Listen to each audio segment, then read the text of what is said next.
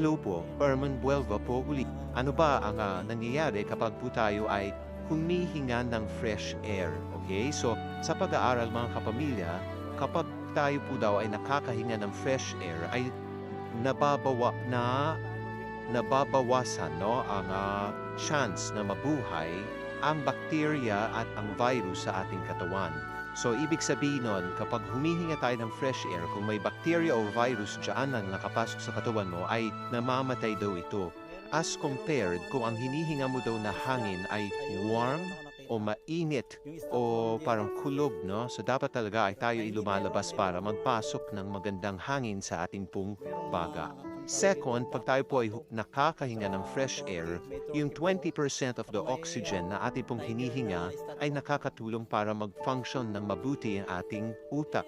Kaya kung tayo po ay may problema o may nagpapastress sa atin at kailangan natin mag-isip at mag-reflect, talagang maganda na tayo po ay mag-jogging, mag-kayak, maglakad sa labas, huminga ng fresh air para yung oxygen na maipapasok natin ay magbibigay linaw no, sa ating pag-iisip kasi the 20% of the oxygen is good for the brain to help think, focus, and concentrate better. Yan po ang pag-aaral. So ano pa? Ang sabi din po sa pag-aaral mga kapamilya na yung serotonin na tinatawag, ito po ay chemical sa ating pong utak na kapag po na siya pong magpapasaya sa atin, no? Ang serotonin daw na release sa utak ay mas madami kapag madami kang oxygen na pinapasok sa katawan. Kaya okay po, pagkahinga mo ng fresh air, magdaming marirelease na serotonin, dadanda po ang inyong mood, magiging maganda inyong pakiramdam, marirelax po kayo. So it's good to be out there.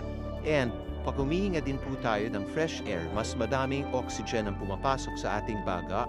So, pagpasok sa baga, na-expel o nalalabas po natin yung mga airborne toxins na ating nahinga. Diba, kunyari pollution na pasok natin sa ating baga.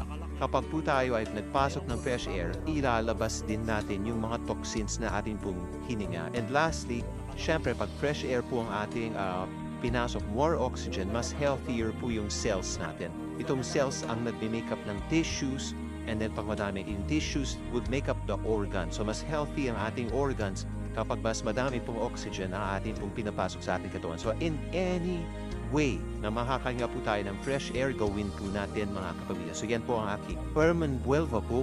God bless po.